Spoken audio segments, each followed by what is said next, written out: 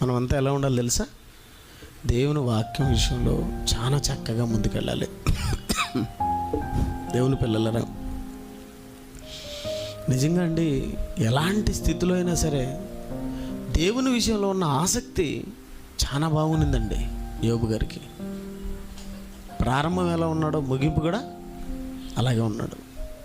అలా చెప్పుకుంటూ పోతే మీకు చాలామంది భక్తులను చూపించగలను. చాలామంది భక్తులను మీకు చూపించగలను. ఎలాంటి పరిస్థితుల్లో అయినా సరే దేవుణ్ణి వదిలిపెట్టలేదండి. ఏమండి, 7,000 గొర్రెలు పోయాయండి. ఎవరికి? ఎన్ని వేల గొర్రెలు? 7,000 గొర్రెలు పోతే దేవుడి కాడికి ఏం పోతావులే అనుకున్నాడా యోబు? 7,000 గొర్రెలు చచ్చినా దేవుణ్ణి వదలలేదు. మన ఇంట్లో ఒక గొర్రె చచ్చిందనుకో, మన పరిస్థితి ఏంది? గొర్రె చచ్చడం అటు పక్కన పెట్టండి, గొర్రె ఉండిందనుకో వచ్చామా? గొర్రె ఉంటేనే రమ్, గొర్రె చచ్చేమొచ్చాం. ఏడన్నా గొర్రెతో నాకు ఎట్టుందంటే 7,000 గొర్రెలు చచ్చే దేవుడిని వదలలేదండి. 3,000 ఒంటెలు చచ్చిపోతే దేవుడిని వదిలిపెట్టలేదండి. 500 జతల ఎద్దులు చచ్చిపోతే దేవుడిని వదిలిపెట్టలేదండి. 600, 500 ఆడుగాడిదలు చచ్చిపోతే దేవుడిని వదిలిపెట్టలేదండి. బహుమంది పనివారు చచ్చిపోతే దేవుడిని వదిలిపెట్టలేదండి.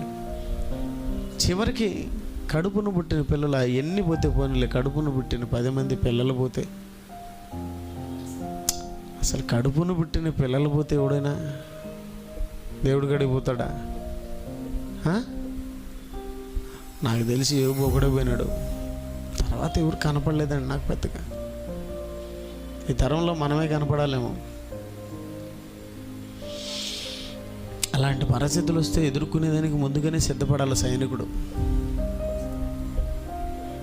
అర్థమవుతుంది మీకు? వీళ్ళందరి గురించి ఎందుకు రాసినాడంటే వీళ్ళ వల్లే మీరు కూడా ఉండాలని రాయించాడు. కానీ ఏడ ఉంటున్నాం?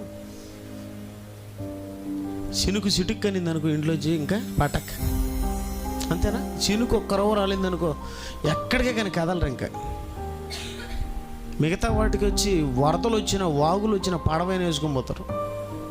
దేవుని కాడికి వచ్చేసరికి వర్షం, మేము వచ్చేటప్పుడు వర్షం పడిందినా, నువ్వు వచ్చారావో అని చెప్పి వర్షం పడిందనే సంగతి నీకు తెలియలే. నిన్ను పరీక్షించడానికి వర్షం పడింది. యోబు గారిని పరీక్షించడానికే ఆయన జీవితంలో ఎన్ని వచ్చి పరీక్షలో నెగ్గాడా తగ్గాడా? దేవుని పిల్లలరా, గొప్పగా ఉండాలి మన ఆత్మీయ జీవితం, ఉన్నతంగా ఉండాలి. రోజు రోజుకి ఏమవ్వాలి? ఉన్నతంగా మారాలి.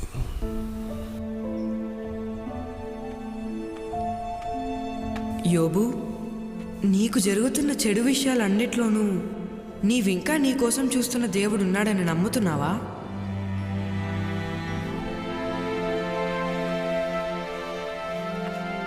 నా మాటలు ఇనుప పోగరుతో బండ మీద వ్రాయబడవలనని కోరుచున్నాను. నా విమోచకుడు సజీవుడనియు భూమి మీద నిలుచుననియు నేను ఎరుగుదును. ఇలాగు నా చర్మం చీకిపోయిన తరువాత శరీరముతో నేను దేవుని చూచెదను. అవును, నేను కన్నులారా ఆయనను చూచెదను. ఆ ఆలోచనే నాకు ఆనందంగా ఉంది.